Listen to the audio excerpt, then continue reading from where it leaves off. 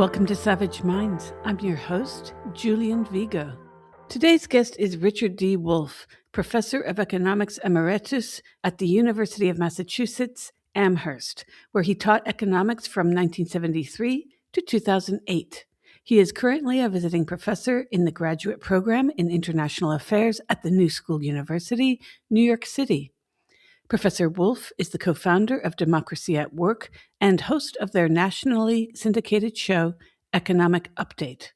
I welcome Richard Wolff to Savage Minds. I am very excited to have you on the show. I've been following your work all my adult life. Despite my not having any training in economics, I forced myself to study it, even taking The Economist every time I took a plane. And I would read and try to understand things because economics is sort of like the skeletal system to our societies and to some of the work that I've done politically. When I was arranging to meet with you, you said that you would like to connect current events to the larger issues of the decline of the U.S. empire and economy, along with the rise of China BRICS as an alternative. And I actually had my mind set on that already because of where we are. We're in the midst of post-kidnapping of Venezuelan president and his wife, a pirating of a ship in the North Atlantic that was bizarrely very little covered by the media, and now another war, genocide, of course, in Gaza, Sudan. And Israel has bombarded how many countries over the past few years? I believe 7 or 8. So what I'd like to do is start off with discussing how you have recently described the current U.S. trajectory as a shift toward a war economy. How do you see the massive planned increases in military spending up to $1.5 trillion accelerating the domestic decline of the middle class while other programs face cuts? Debt as a symptom here. We're facing poverty already in the States post-COVID, where people can barely afford to eat, and now this. There is no script that any emperor or empire that I know of had available to follow as to how to go gently to its conclusion. Every empire in the history of the world has been born often out of the decline of another empire. It has then evolved and grown and developed, and then it has passed away and died and disappeared.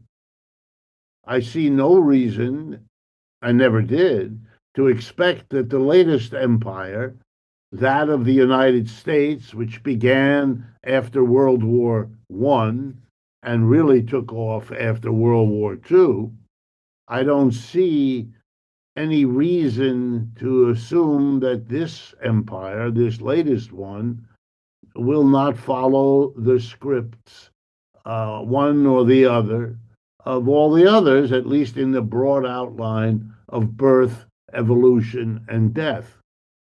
So that's the first thing. The second thing is, since there's no script, each one is unique in its way. The decline of the Greek or Roman empires thousands of years ago, or the Persian Empire, and I should underline the Persian Empire, since Persia is the old name for Iran.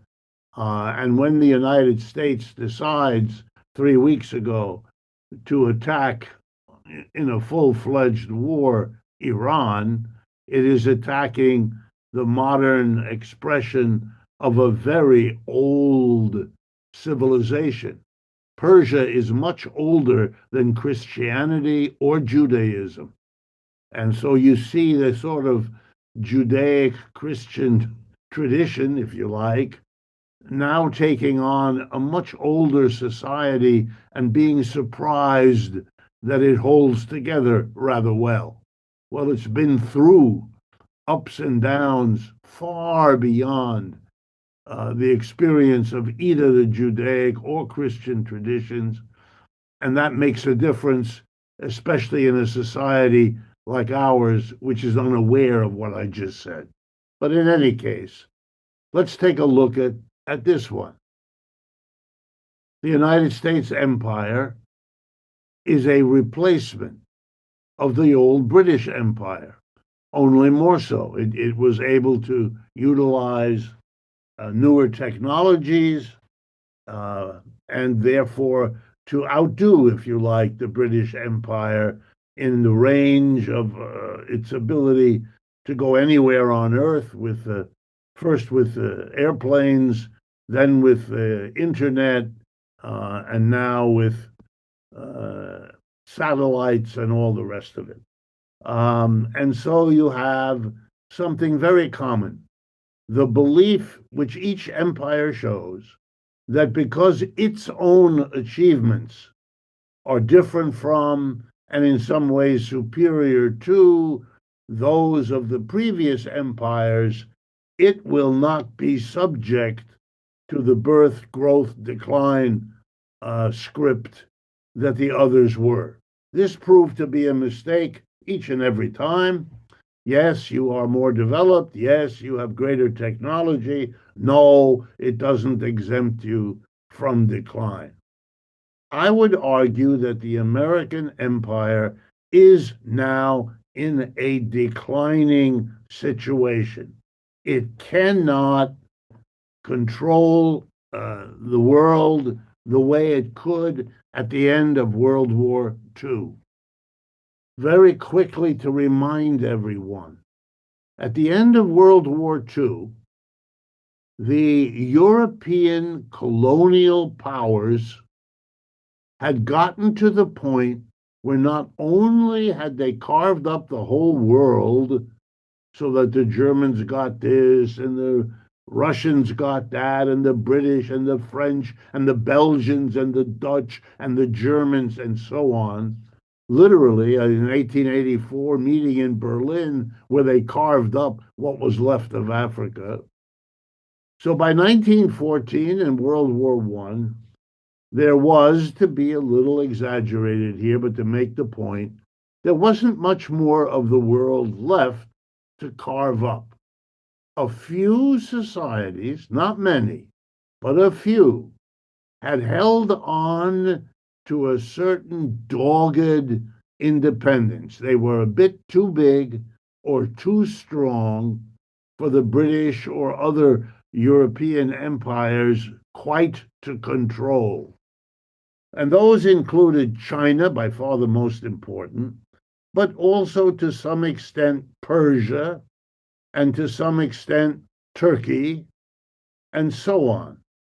But the big ones, the European ones, had carved up the rest of the world into their colonial spheres so that the only way they could continue to expand, which their capitalist economic systems made imperative, was by taking land from one another, by each of them expanding at the expense of another one because they had taken what wasn't already grabbed by one or another of them, and those few independents I just listed who could go on their own.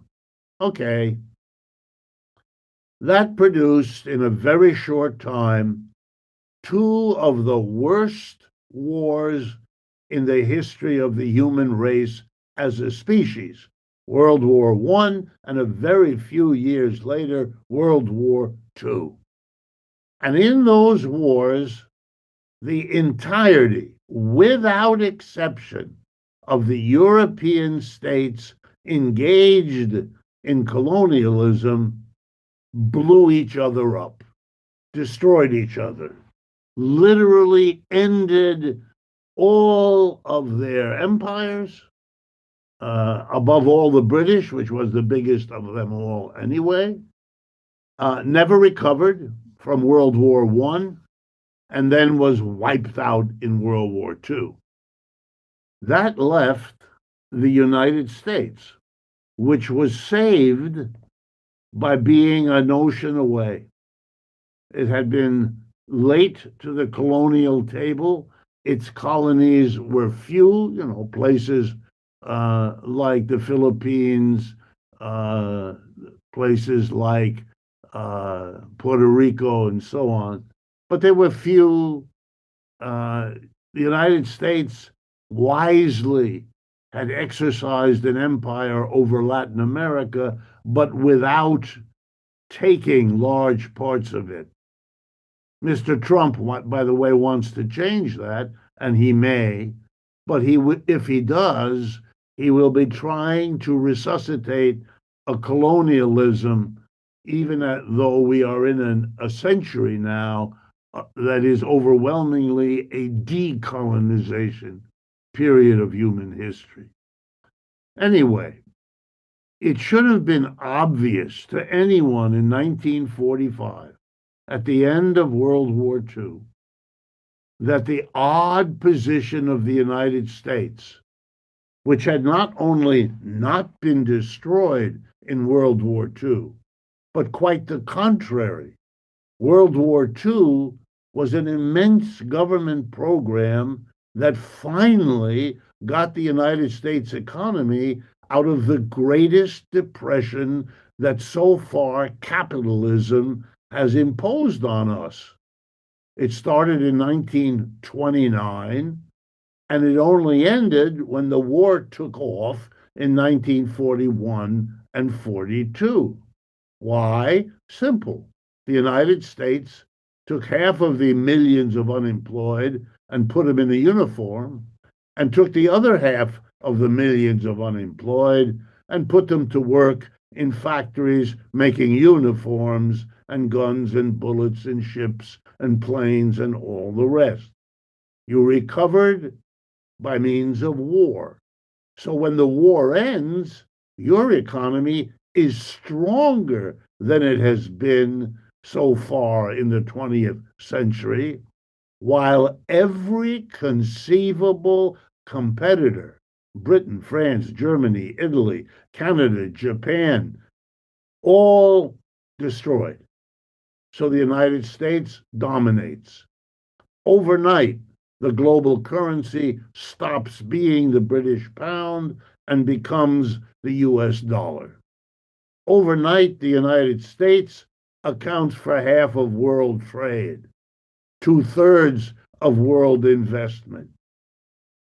It loans money to the European powers to enable them to buy the American goods with which to try to recover from the war, which takes them 25 years.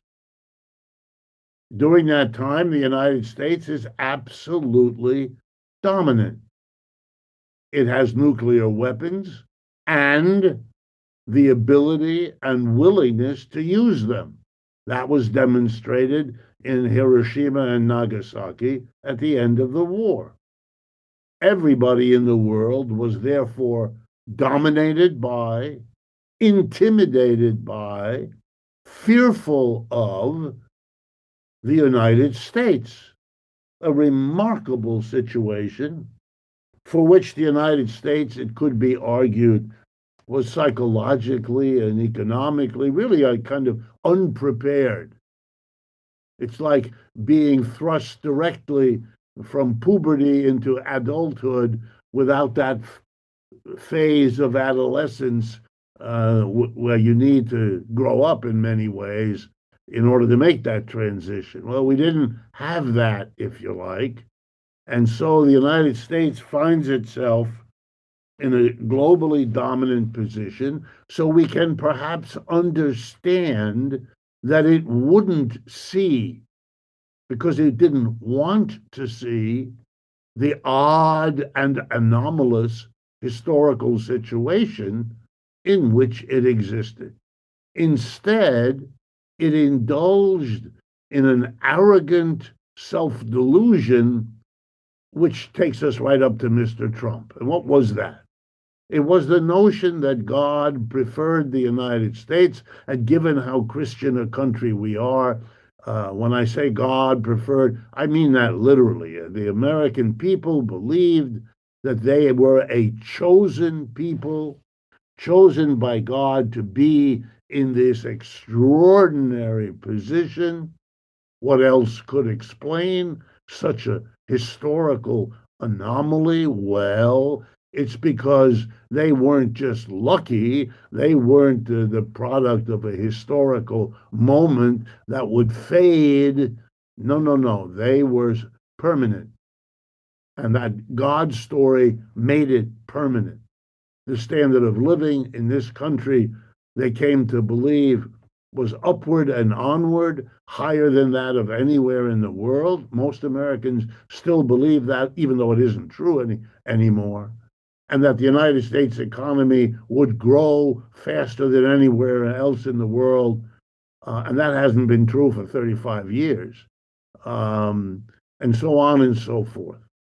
And with that kind of a self delusion, a series of military bases was established to contain what after World War II was seen as the only serious threat to this God given dominance of the United States, and that was the Soviet Union, which had made a revolution back in 1917 and had been excluded from the world economy. It should have been defeated by Hitler. That was the expectation in the West. That was disappointed. Turned out that it is very dangerous to attack a part of the world that has been attacked many times, has been around a long time, much longer than Western Europe, namely Russia. And the result is that, the Russians surprised and survived World War II. And so they had to be contained. And that was the policy, to contain them. And that's why there's a ring of military bases, 700 in number, actually a bit more than that, that have been built and sustained since that time.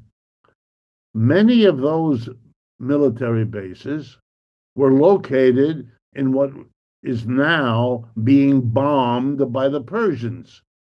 The bases in Bahrain and in Kuwait and in Qatar, those are part of the ring of 700 bases that the United States produced and is unable now to defend, so that the Iranians can and do send missiles there.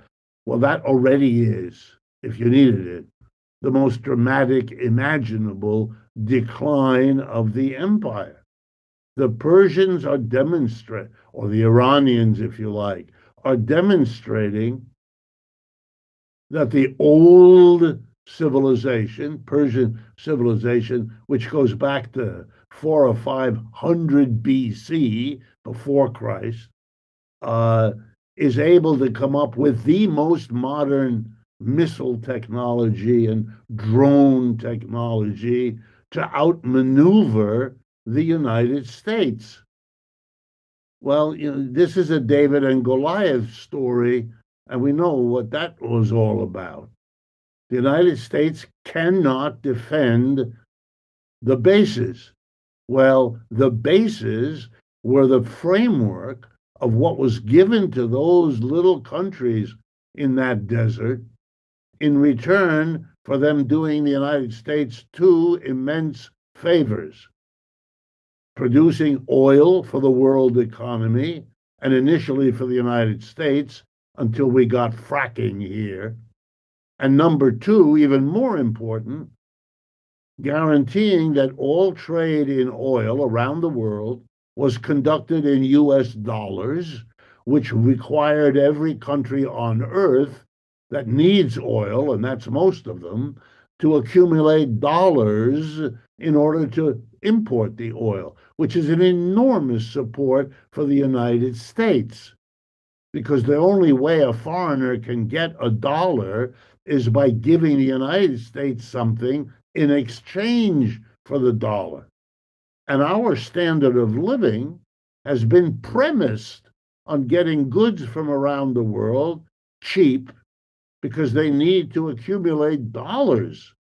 And likewise, when they accumulate dollars, while they're waiting to use them to buy oil, they lend those dollars to the United States government, which is the only way we've been able to run the deficits that we use to fight our wars. We can't fight, not in Korea, not in Vietnam, not in Iraq, not in Afghanistan, and not now even in Ukraine. If we taxed people to pay for those wars, the American people would never have allowed the wars to proceed. They were paid for by borrowing. And how could you borrow? Well, you had the captive nations around the world who had to raise money on dollars and hold them in the form of US debt and thereby fund our deficit. If I had more time, I would go into further. Well, the United States as the dominant currency, the United States as a dominant place of production. In the 1950s and 60s, the United States accounted for 50 or 60% of the total manufacturing of this planet. That's how dominant we were. But again, make a long story short, over the last 50 years, and particularly over the last 30, that situation was eroded. The United States was outmaneuvered, partly by Europe, which recovered from the war and once again became a competitor, partly by the economic growth of the so-called third world, which included Mexico to our south and Canada to our north. But here's the irony of modern history. The one country that got no help from the West because it was a communist country, the People's Republic of China. I make it personal. When I was getting my PhD at Yale University, we were all required as graduate students to choose a subfield in economics to specialize in. And by far the most popular, and this is the 1960s and 70s, by far the most popular was called economic development. And all of us entertained dreams, romantic dreams of getting our PhDs and going off to Asia, Africa, Latin America, to bring them the economic development that they wanted and needed as the experts who had been trained where? Well, in the United States, which was everybody's notion of a successful, prosperous, modern economy. The one country that none of us ever could go to, of course, it being the Cold War, was the People's Republic of China. A second one was Russia, but there were some exchanges with Russia. I did sit in seminars at Yale where Russian economics professors visited and gave papers. But I certainly never heard, never saw, and never had any exchange with anyone from the People's Republic of China.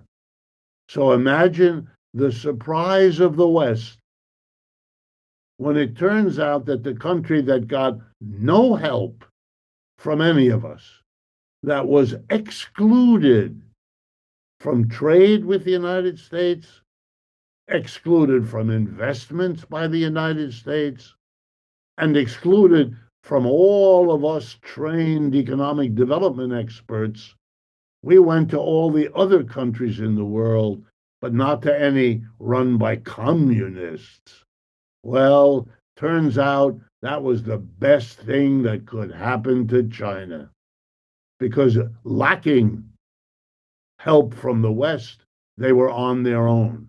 And on their own, they have produced an economy which has grown faster than that of the United States for every single one of the last 30 years.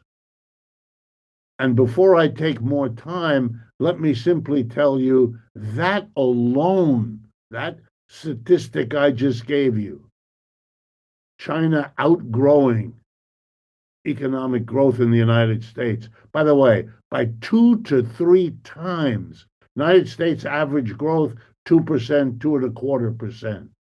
China average growth 6 to 9%. There it is. There it is. You cannot sustain your empire if there's another country growing 3 times faster than you for most of 30 years. If you add the not inconsequential detail that China has a population 4 to 5 times that of the United States, then both the Chinese achievement and its superiority to that of the United States is only made that much greater.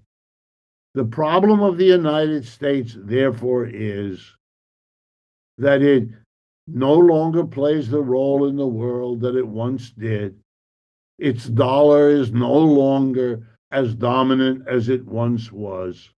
It is still a very important, big, powerful economy, but it doesn't dominate the world economically, and therefore it doesn't dominate it politically.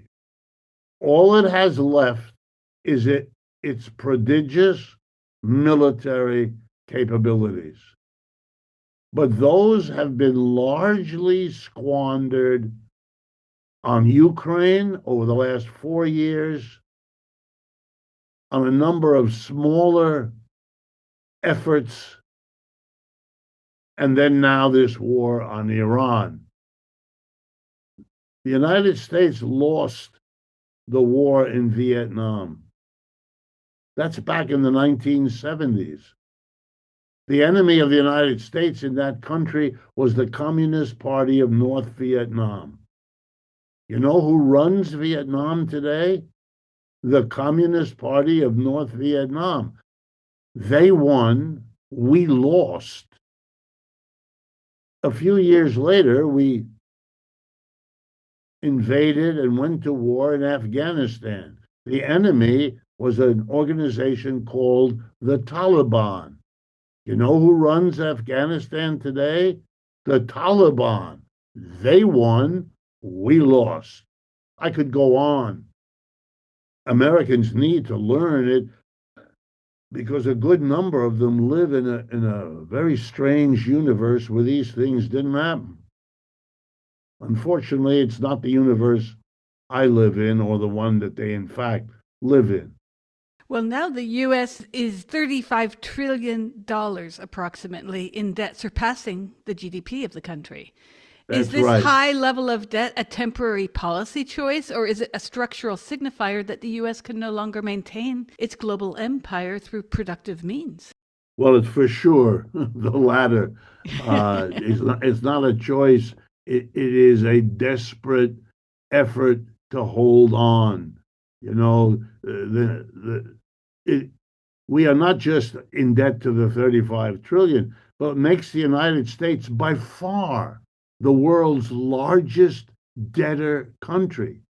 And to go back and remind people, the second most important creditor country lending to the indebted United States is the People's Republic of China. You could not have a starker demonstration of who's in the driver's seat and who isn't, whose economy is allowing them to build up enormous reserves like this versus which country is going into debt.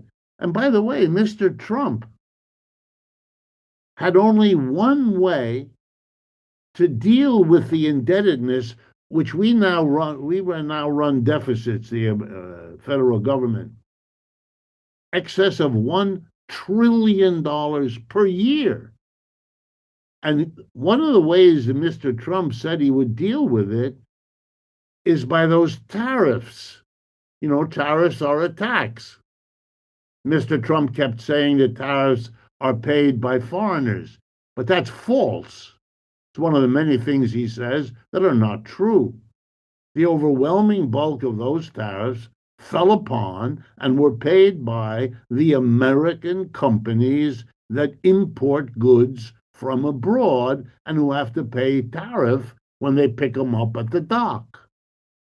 But those tariffs raised him $150 billion.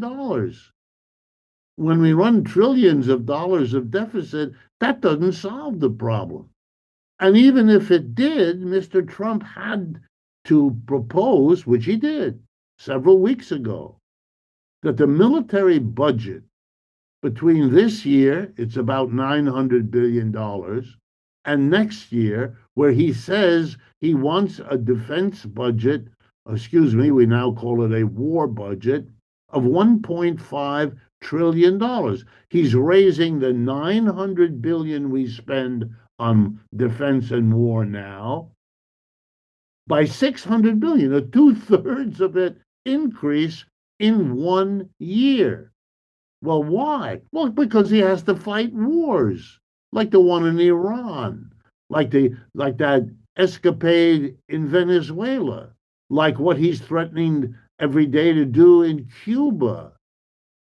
And I haven't even begun to talk about what it would take to take Greenland from Denmark and the Europeans, or to make Canada the 51st state, or to reclaim the Panama Canal. I understand why he has to juice up the defense budget.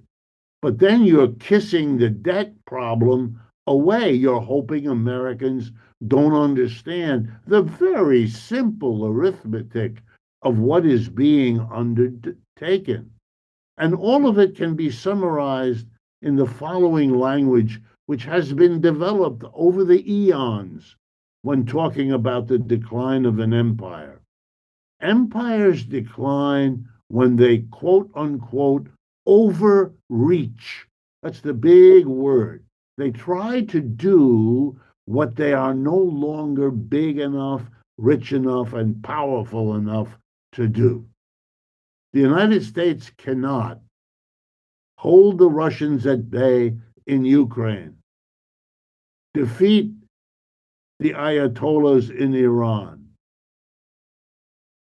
abduct the leaders of countries you're not happy with in Latin America, reassert the Monroe Doctrine, and on and on and on.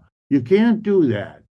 But we're governed by people, as we have been for most of the empire, who think that they are in a unique position, that the power and strength of the American economy and political system and military is limitless, and that they can undertake to punish and control and limit the whole world. The irony is they can't. They are deluded, and they don't understand the limits of their power, of American power, and as a result, they overreach.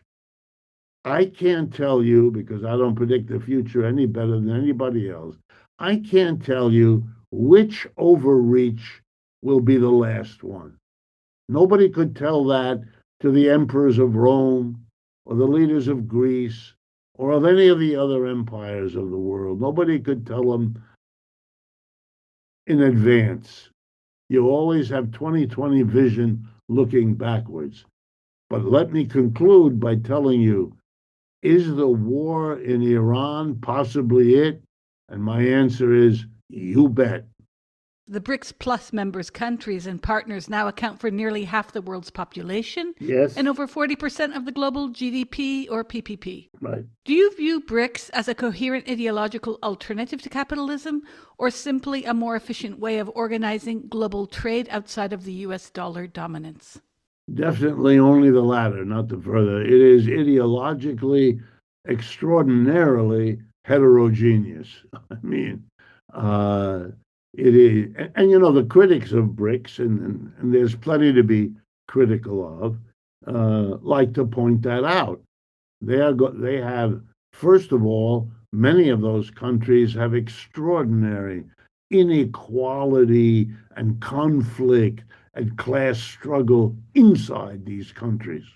Then their complexions being different in terms of class and economic organization.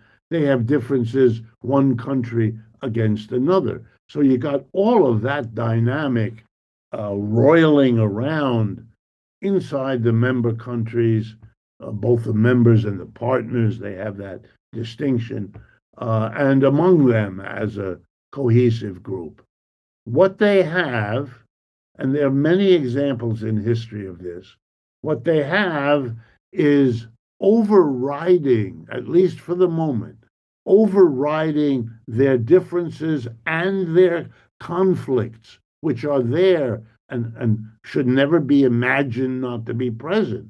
But overwhelming those is their relationship to the dying empire, which they see as, especially now, as a rogue, dangerous nation. And they are willing to work together and prepare to cope with the decline. They can't rely on the American empire going into obscurity quietly, not given the strange history of the last 70 years since World War II that I tried to summarize at the beginning.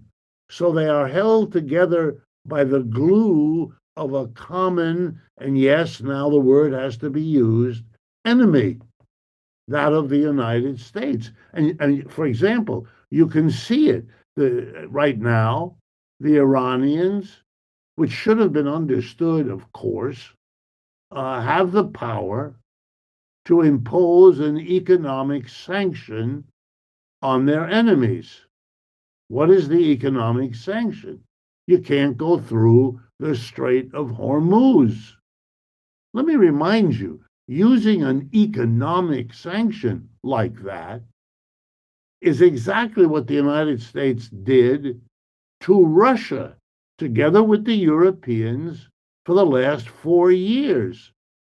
They simply took $300 billion of Russian assets deposited in European and in particularly in Belgian credit institutions and denied Russia access to Russia's money.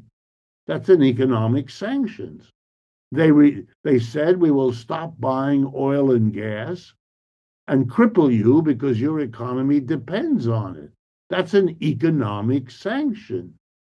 We will not let you use the international payments system called the SWIFT system, which is how international trade is carried on. And Russia needed that.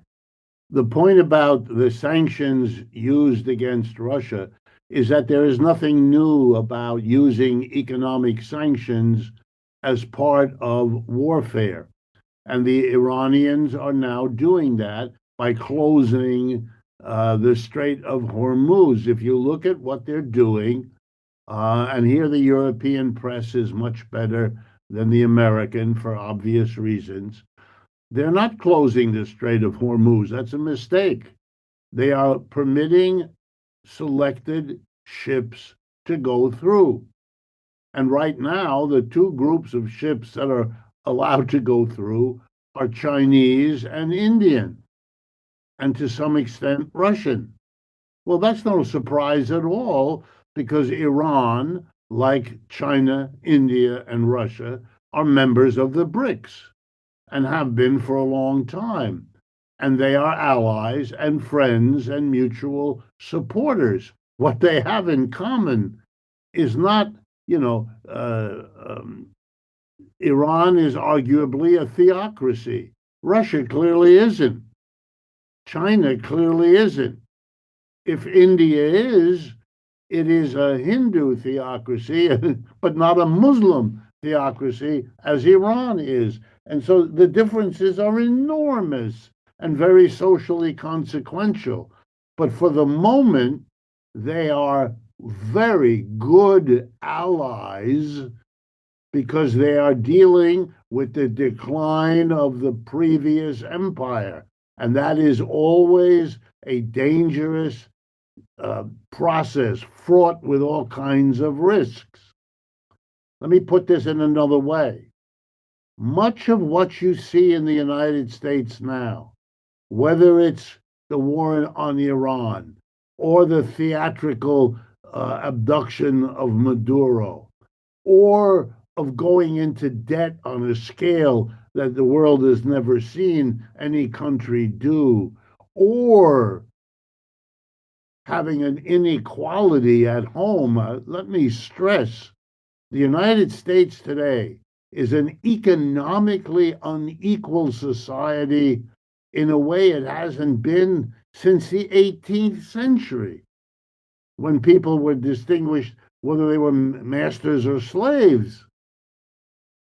Elon Musk and the 900 billionaires we have in the United States dispose of a quantity of money that is ridiculous compared to that of the mass of the people.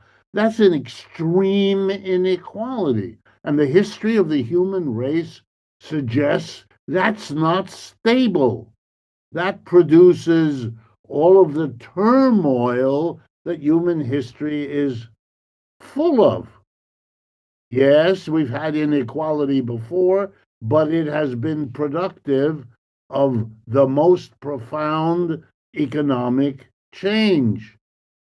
The pyramids of the pharaohs are tourist attractions now, and the mansions of the Elon Musks and the others will be the same kind of tourist attraction that the chateaus of France are today. These are monuments to the inequality that once was, but we live at a time and a place where that is not tolerable. It is a very serious shortcoming. That's why, not Republicans, but at least Democrats and even some Republicans can give a 4th of July speech talking about it's being a problem in the United States that so many of our citizens cannot partake of the great success of American capitalism. Well, that's a very clever way of saying that the speaker is afraid of where inequality is leading the country, but they're not doing anything about it. The two most important economic acts taken by Mr. Trump in his first administration, it was the tax cut of 2017. And in his second administration, it was last year's big, beautiful tax bill. That gave enormous wealth to the richest corporations and richest people in America. It arguably drastically worsened the inequality. That is coming back to haunt the United States. It's one of the reasons manufacturing has left the United States over the last 50 years. The only way that you could serve the American working class, since you paid them so little, was to provide them with cheap goods. Well, you couldn't produce them in this country, cheap goods, anymore, because you had to pay workers enough to get by in an expensive economy. So everybody moved their production to China, to India, to Brazil. What that did, though, was provide cheap goods, but take away the jobs and take away the manufacturing economy that had existed here. And the best jobs were in manufacturing. The best unionized jobs were in manufacturing. So you gutted the jobs, you gutted the unions. Yes, you provided cheap goods, but at the price of moving industry to China and to Russia and India, and not so much Russia, India, Brazil, and so on. These are herky-jerky adjustments of the United States to a declining situation. That is the important point to understand, because it gives you the context in which all of these things are done. Mr. Trump is elected the president because in his own bizarre way, he represents a huge protest against decline. That's the conventional Republicans and Democrats pretended that there wasn't a decline. That's one way of handling decline. Denial, very common in human history. Mr. Trump comes in and says, this is all wrong. They've been bad leaders. They've let it all go, and I can turn it around. And of course, he wins the election because people were tired of the same old Bush family, Clinton family. This is the same old politics, which was great in the 60s, 70s, 80s, 90s, when the empire was in decent shape. But it is dead and gone when the empire declines. Mr. Trump comes in and says, I am the counterweight. I will get it done. I'm different. Look at how I dress. Look at how I talk. Look at how vulgar I am, and all of that. Yeah, he's different. Let me give you an example that may surprise you about how another candidate wins elections because he's so different, although in a completely other way. It's Zoran Mamdani, the mayor of New York City. This is the largest city in the United States, which just voted in a new mayor who is a young man, Muslim socialist. I don't know, how's that possible in this country, given 75 years of anti-left, anti-Muslim agitation? Well, here's the irony. Mr. Mamdani is a perfectly good politician, but he's screamingly different. And he doesn't have to act out the way Mr. Trump. It's not him. It's not his personality. But the mere fact that he has facial hair, a Muslim religious commitment, and socialism as his ideology means he doesn't have to prove he's different. Everybody knows he's different before he opens his mouth. And so he gets the vote of people who aren't so sure about Muslim and aren't so sure about socialism, but they know they don't want the conventional Republicans and Democrats. And here comes somebody different, and they're prepared to give him a chair. These are unmistakable signs of empire decline. You're listening to Savage Minds, and we hope you're enjoying the show. Please consider subscribing. We don't accept any money from corporate or commercial sponsors, and we depend upon listeners and readers just like you. Now, back to our show. Since BRICS' emergence, I was always wondering if this would not be the greatest threat to the United States, not just the economy, but the power structure. Yep. Many people, in fact, we've had on the show, have argued that the kidnapping of Maduro and Flores had much more to do with BRICS than anything else. I'm wondering if, looking at the failure of Western sanctions against Venezuela, Cuba, Russia, how has the China-Russia-India partnership permanently changed the toolkit of the U.S. empire? Well, you can be sure that and without exception, and by the way, this applies to the post-Maduro government in Venezuela also. Every one of these societies, in one way or another, only the way is different, but they're all doing the same thing in different ways, namely, playing off the dying empire against the emerging new one. In other words, protecting themselves against the risks of their association with the dying empire by building up whatever they can with the rising empire. And slowly but surely, not in a straight line, zigzagging, This is working to the advantage of the new and the disadvantage of the old, which is again very common for what happens as these empires pass in the night, like the famous ships in a fog. It, Venezuela needs for, I'll give you just a simple example. Venezuela cannot play the role in the world oil economy that it's capable of unless an enormous amount of money is invested in compensating for the long hostilities of the dying empire, the long embargoes, first against Hugo Chavez and then against Nicolas Maduro. Okay, where's that money going to come from?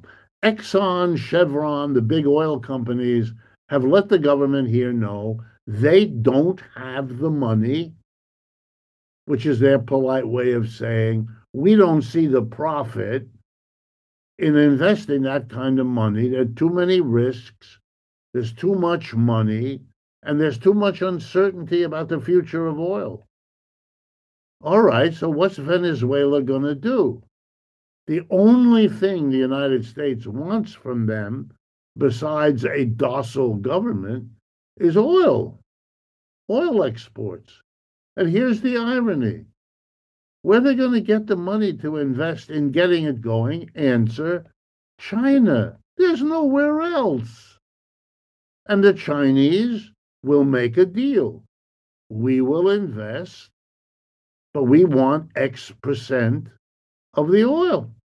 We will invest to get that oil. You need us because if we don't invest, there won't be any oil for anybody. All right, what are they going to do? The irony is Exxon and Chevron, I make you a prediction. I, of course, don't know. I'm not privy to the internal workings of either of those corporations. I never have been. But I'll make you a bet that they will find a way to sit down with their counterparts in the huge Chinese oil companies and come up with a plan that the oil companies in China will take to the authorities there, and that Chevron and Exxon will take to Trump or who's ever in office here, and they'll work out a deal. Why do I know that? Because it's happening everywhere in the world, and there's no reason to believe it ain't going to happen in Venezuela, or for that matter, Cuba. These are financial deals that are made because they're the only way to get certain problems solved. Every African country has for years now operated as follows. They need something. They need help with developing a national health service, or they need help in developing a better road system or harbor system or internet connectivity or telephone system. And where do they go? Well, they raise a certain amount of money internally.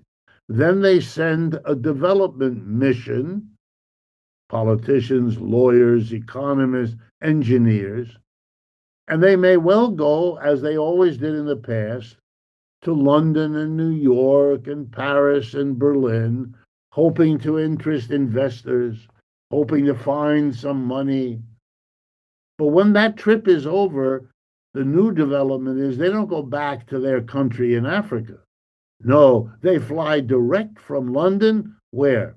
To Beijing, to New Delhi, to Sao Paulo. Why? Because they make the same presentation for the same project all over again. And they basically say to both of them, I'm going to go with whichever one of you gives me the better deal. I want a railroad built here in this part of Nigeria. What will you do, China? And what will you do, Britain, America? And I can tell you, for the last 15, 20 years, they've gotten better deals from China. And so they've gone Chinese. If you look at Africa, the railroads being built, and there's a whole bunch of them, are Chinese, built by the Chinese, staffed by the Chinese, likely to buy Chinese locomotives to pull the cars on them, and so on. And again, this is exactly what happened after World War II, when the British, exhausted like they are today, without money like they are today, uh, have to give way to the United States then as the competitor. China couldn't do it then. Now, China can outdo the United States and Britain. It's just the pendulum has moved on. And that's exactly what we're going to see. And nothing is going to stop that. And the United States is very frustrated. My guess is that Mr. Trump will soon lose the popularity he has because he can't deliver. He hasn't solved any of the problems he inherited. If anything, he's made them worse. And that's going to lead even his MAGA enthusiasts to turn off. You can see it already. It turned off because of the Epstein revelations. They're turned off because of the economic problems, and now they're beginning to turn off to the war in Iran, and you can see it. You can see it in Tucker Anthony as their kind of used to be spokesman, in Marjorie Taylor Greene quitting, in that counterintelligence official, Mr. Kent, who in the last few days handed in his resignation. These were once very gung-ho pro-Trump people, and he's losing them. And he's losing them because they can't withstand the effect of all of the very problems that brought Mr. Trump in. He's not solving. He was supposed to be the candidate against the quote unquote forever wars. And what are we getting with him? Forever war, only bigger and worse. So it's just, he's obviously implicated in the Epstein. Everybody knows it. He holds back. He doesn't release the files. He makes it wait. He has his officials, insult everybody. It doesn't change the basic sense. He's desperate. We all know what kind of character he is anyway. And so, of course, this is plausible. And then underlying it all, the economic difficulty of Americans, which is about to get worse. Let me make it clear. Everything Americans buy in a store, whether that store is a mortar and brick building housed in a mall, or whether that store is a warehouse maintained by Amazon or any one of those kind of places. To get the stuff to the store and to get it to your house, they need a truck. And trucks burn diesel fuel. Diesel is a form of refinement of petroleum. The petroleum price is now over $100 a barrel.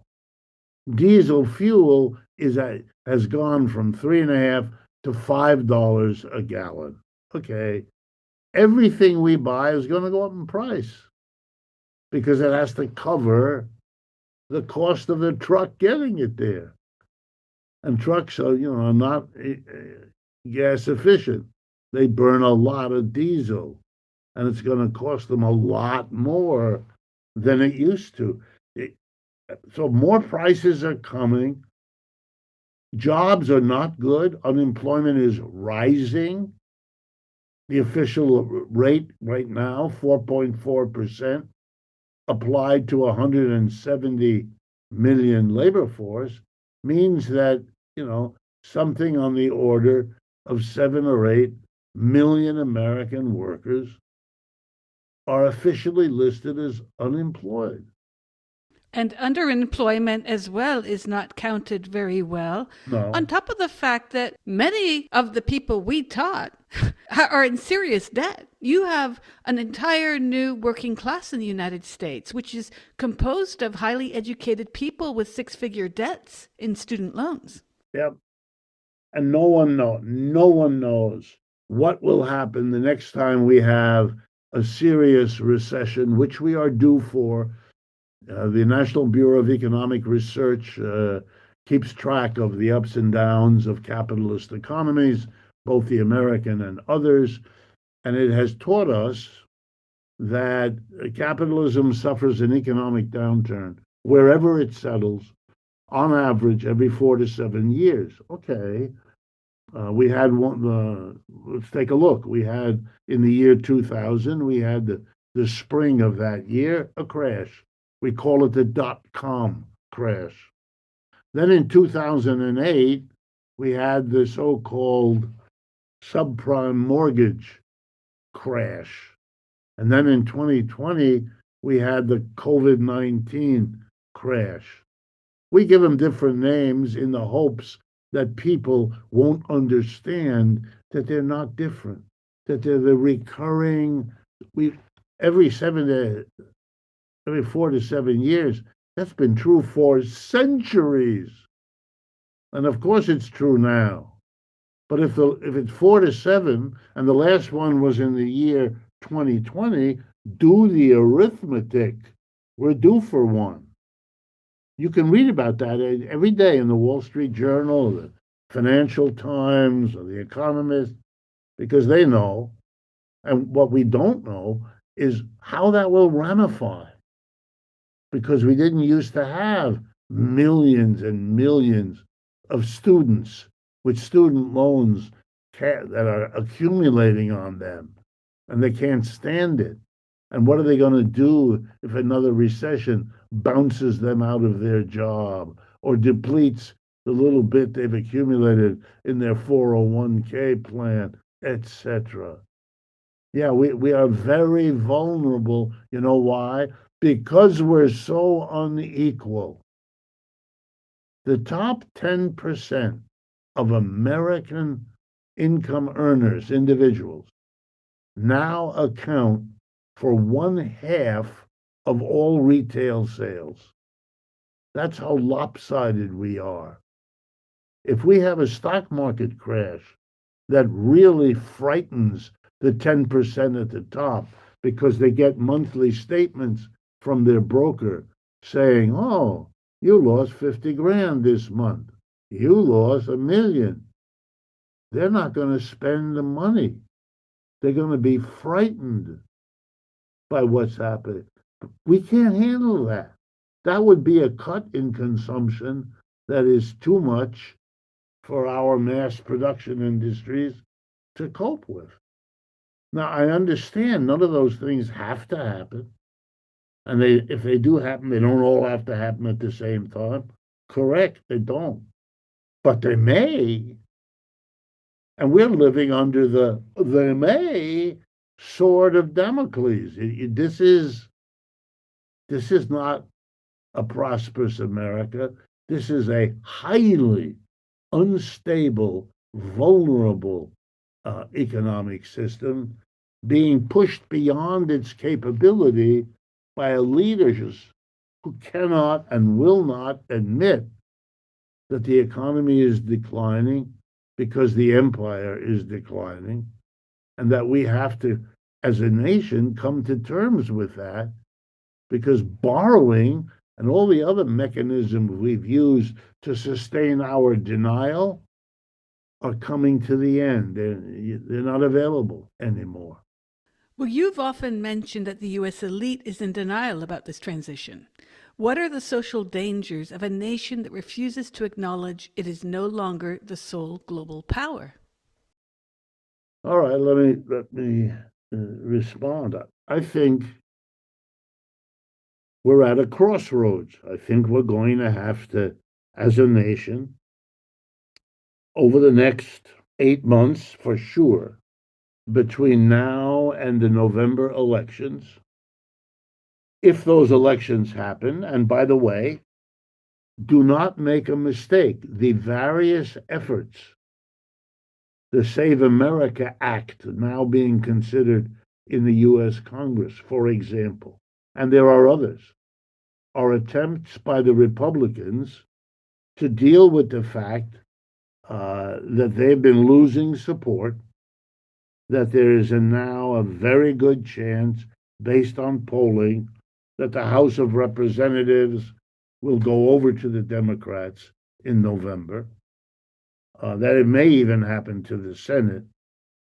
But what Mr. Trump can do without the two houses is significantly less than what he can do with the two houses. So he's going to try to do everything in his power, either to change the outcome that I see coming, that the polls suggest, or to prevent there from being an election if he can't control its outcome. And he has his people doing both things. The effort to outlaw voters who cannot bring proof of citizenship with them to the polling place. It's extraordinary what we're facing. But a declining empire has often replaced democracy, however minimally it was in existence, with fascism to enforce the continuation of a system, because the voluntary complicity of workers and owners and all the rest of us in our economic system, we are complicit because we voluntarily go to work. Nobody's holding a gun to our head. We could all become street beggars or something else. I understand all the pressure against it, but that basic law has to be understood. You have to have willingness. Otherwise, the people either won't go to work or they'll go to work and in one or another personal way sabotage the activity rather than perform it. And you can't stop that. Otherwise, you end up with a country, half the people are working and half of the other people are supervising those that are working because nobody trusts anybody. It cripples your economy. Mr. Trump has to deal with these issues. He can pretend they're not there, but he's got to deal with them one way or another, consciously, unconsciously. And, he's not in good shape physically, mentally. His support is poorer now than it used to be. So he's not the rescue. Not going to happen from him. Could he be lucky? Yeah, of course he could. But doesn't look like it. He thought, well, I'll tell you, he thought he had a quick, decisive, impressive war in Iran.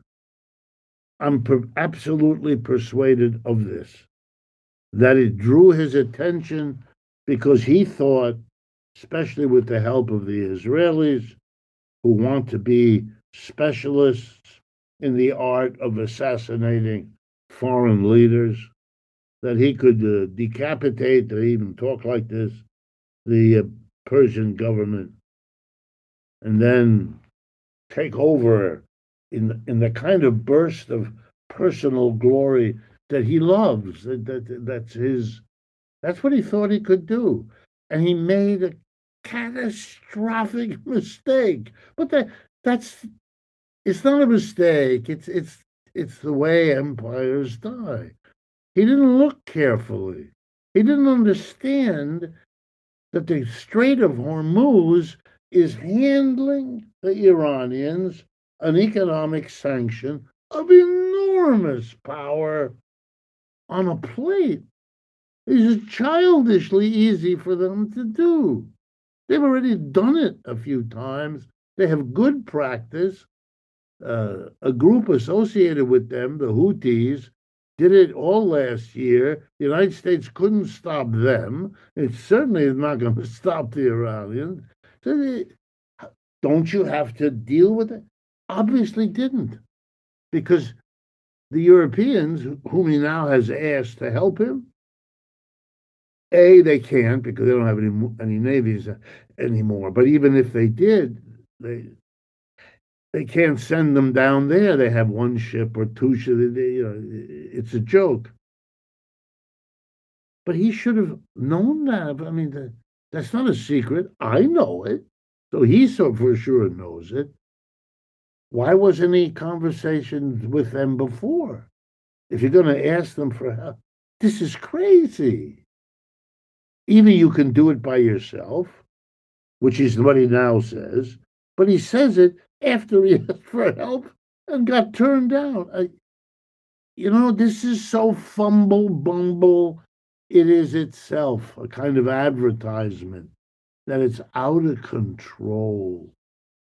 The Russians are overwhelming in Ukraine. It's well known by military experts that this is not a fair fight. Russia is a very large country. Ukraine is a much smaller country. Russia is armed to the teeth. Even with Western support, Ukraine doesn't have the manpower, doesn't have the history, doesn't. No, the Russians could end it quickly. They haven't wanted to. It's an interesting question why they didn't. And they haven't even stepped up once the United States came in and bought. They evidently don't think they need to, and so far it looks like they're probably right. But they could have, at any point, done on Israel and Gaza, on Ukraine. They've never basically bombed the city of Kiev, the capital.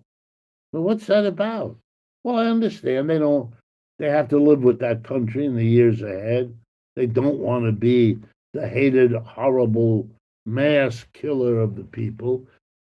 They're not interested in ethnic cleansing. It's not the Israelis in Palestine.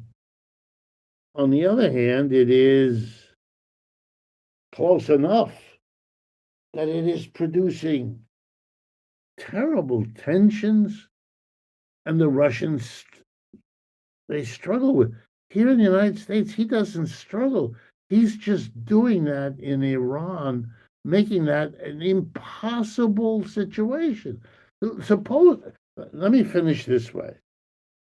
Suppose he lands troops there, which he may, and he really tries to take over a country of 92 million people, having bombed the crap out of them.